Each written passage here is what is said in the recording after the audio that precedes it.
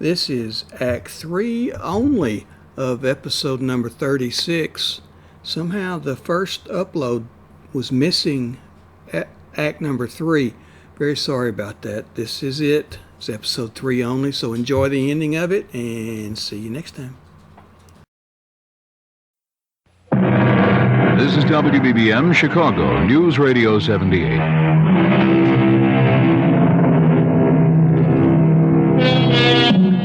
Eliminate the motive, and you prevent the crime. Excellent advice. And Rexford Patterson has taken it. He has just proposed to Madeline Betty Powers because it's the only way he can think of to keep her from killing him. And now, she looks at him and says, "Yes, Professor Patterson. Yes." You can't agree to marry a man and call him Professor Patterson. Rex. I know it's sudden, Madeline Betty. We can get married after you graduate. Oh, I'll marry you anytime you say, Rex. I love you. I love you, too. I fell in love with you. Must have been at first sight. Why? Why? Because you're handsome. I was hoping I had other qualities. Oh, you do. You do. But being handsome is part of it. Why did you fall in love with me? Because you're beautiful. Oh. No, you don't believe it. No, Well, I feel beautiful. You make me feel beautiful. Oh, Rex. I can't believe this is happening to me. It's happening. It's happening to both of us. And I'll be such a good wife for you. What is it? Oh, my head. What's the matter? Suddenly feels so light, so clear. Well, that's good. And different. Different? Yes, different. How? The book. You know the novel that I'm writing for the course? Yes? All of a sudden, I don't want to write it anymore. Why not? I don't know how it came into my head in the first place. Just as suddenly as it came, it's gone out. Gone out? That girl, Charity? Oh, yes, Charity, the heroine of your book. Yes, that's her name. Yes, I seem to remember. Well, she's gone from my mind, too. I simply can't understand how it happened. Well, why bother? Yes, that's right. Oh, why bother about anything except us? Except you and me.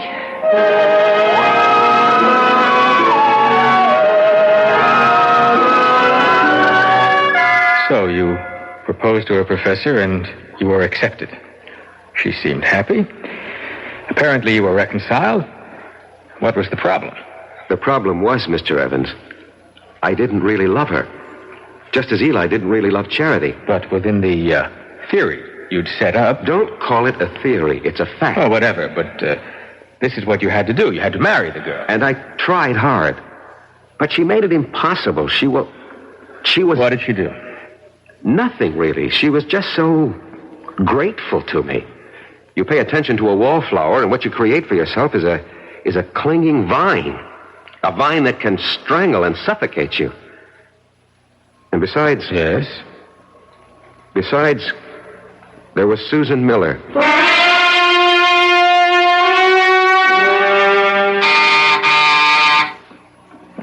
Come in, Madeline Betty. I'm not Madeline Betty, but I came in anyhow. Well, how do you do? Professor Patterson? Yes? I'm Susan Miller, of the English department. You're new here.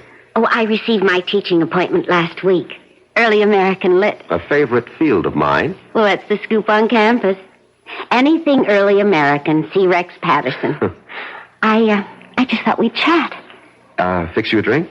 A soft one. Naturally. Diet, if you have it. I'm watching my weight. Why? I think it's most attractive the way it is.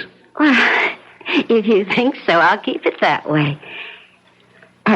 Did you know that General Burgoyne wrote a play? Yes, it was called Maid of the Oaks. And it was produced in New York during the Revolution. Yes, and I'll tell you who was in the cast.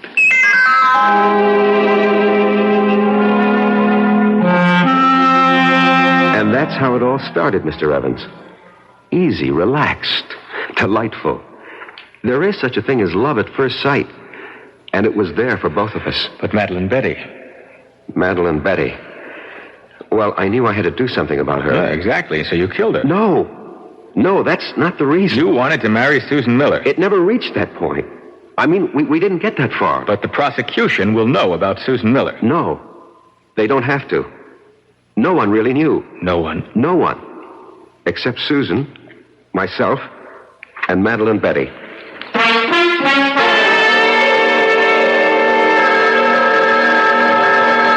I'll get it. Hello? Hello, is Rex, Professor Patterson there? Oh, who's calling? This is Susan. Miss Susan Miller. Rex, it's for you, Miss Susan Miller. Oh, thank you, Madeline.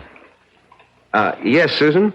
Rex, how about a drive in the country? I have considerable work to do.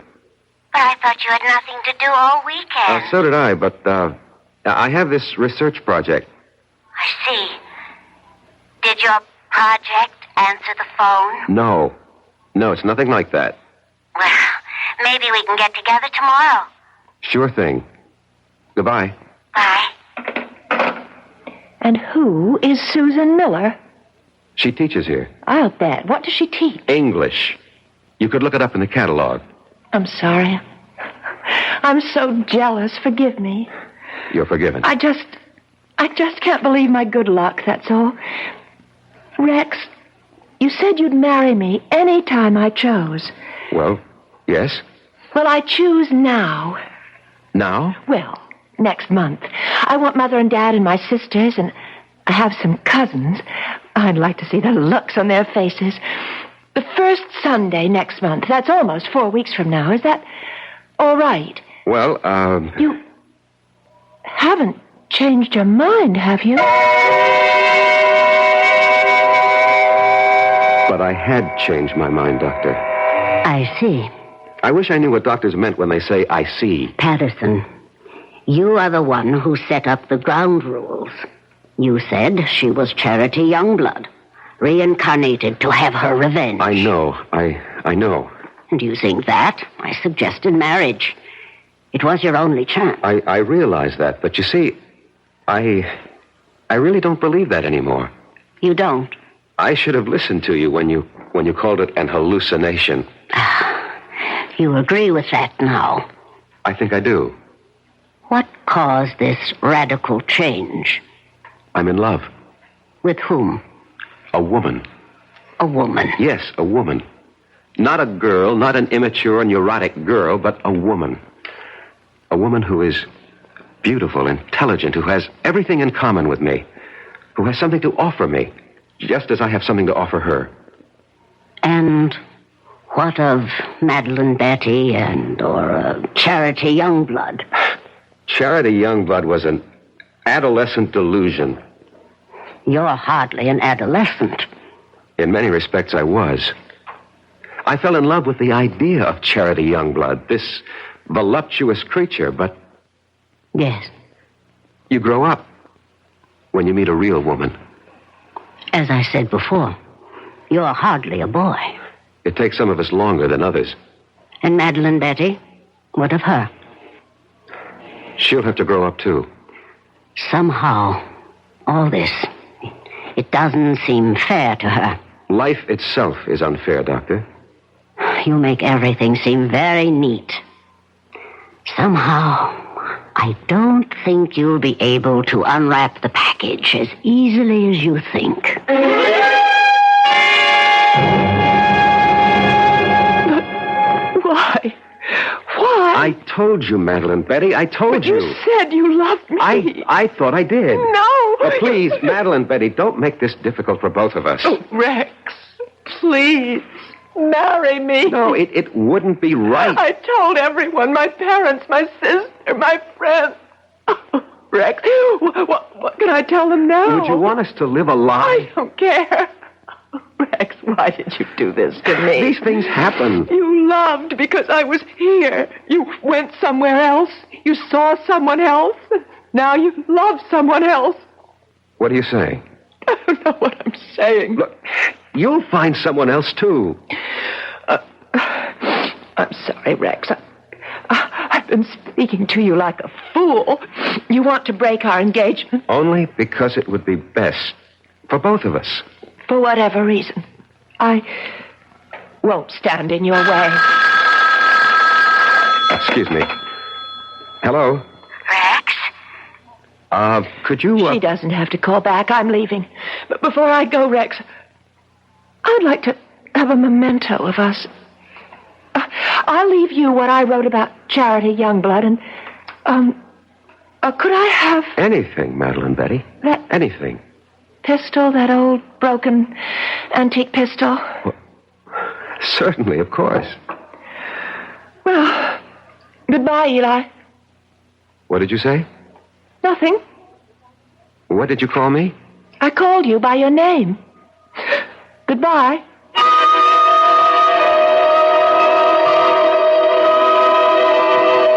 That night, Mr. Evans, she left the college. Her roommate called me and said Madeline Betty had disappeared. Didn't you feel that perhaps you should investigate? No. Well, to tell you the truth, I felt relieved. I thought she was embarrassed and had decided to go somewhere, and I forgot all about her. You forgot? How could you forget? Maybe I wanted to forget. Anyway, about a week later, I came home. It was late at night.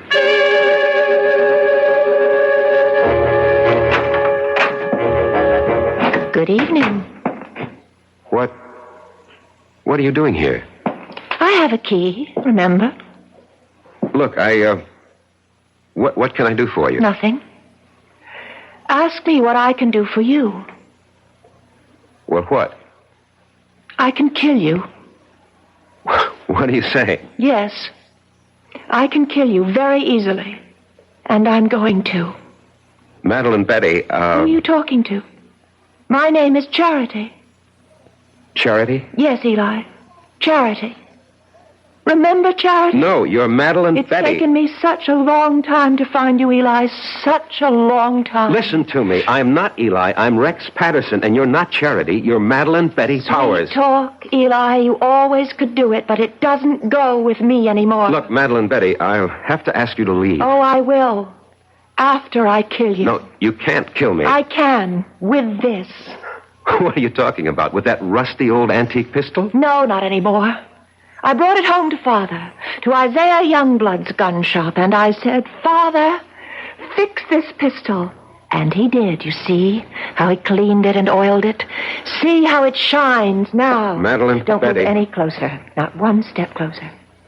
See how it sparkles. He gave it a new frammer and a fresh flint, fitted a new flash pan, and then primed it.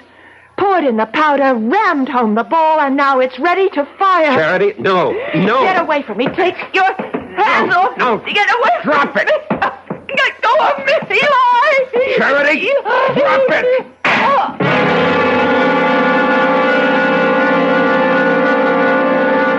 We struggled for the gun, and at the last second, the barrel must have turned toward her, and she pulled the trigger.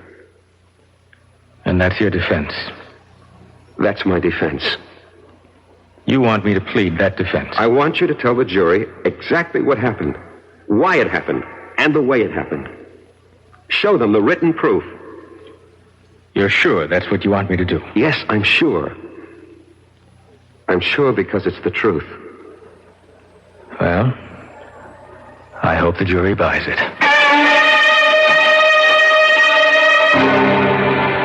Would you have bought Professor Patterson's story? You would. A pity you weren't on the jury. Because 12 good men and true, actually 6 of them were women, deliberated for a full week and decided that Rex would have to pay the price. Not just the price for Madeline Betty, but also, as it turned out, the price for Charity. I'll be back shortly.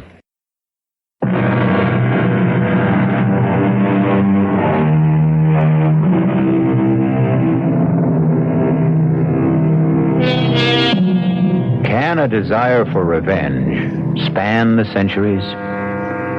Not a comforting thought, exactly. It's all most of us can do to hew to the straight and narrow during one lifetime. If we're going to have to pay for the sins of other incarnations and existences, well, who has the price? But there is no price for our next meeting, when we shall enjoy another suspenseful experience. Our cast included Michael Tolan, Marion Seldes, E.V. Juster, Ira Lewis, and Robert Dryden. The entire production was under the direction of Hyman Brown. And now, a preview of our next tale. Can we try and uncover the rest of the body? Of course. Jimmy, get 3 or 4 fellows to help you. Do it carefully, please. There's no way of telling the body's position. Sure thing, Professor. Oh, this is awful. What are we going to do? Don't worry, Professor. Ancient bodies are your specialty. Fresh ones are mine. Yes, but this is liable to stop our work. This place will be crawling with police, newsmen, television crews, what all. Really? Why? Isn't murder a little too common to rate that kind of attention? But how do you know it is murder? Miss Lathrop, you surprised me. A suicide may dig her own grave, but you'd hardly expect her to pull the dirt in after her. Look, the hand is attached only to bones, to a skeleton. Radio Mystery Theater was sponsored in part by the Kellogg Company, makers of Kellogg's Special K cereal.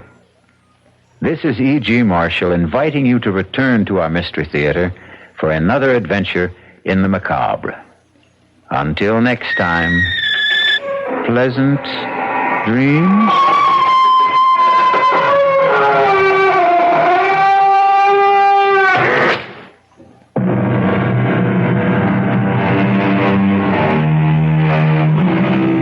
WBBF News Times, 11:23. These programs are brought to you by support of our listeners. You can give your support at Patreon or PayPal, either one. There's clickable links in the description below. Thanks for your support and enjoy the shows.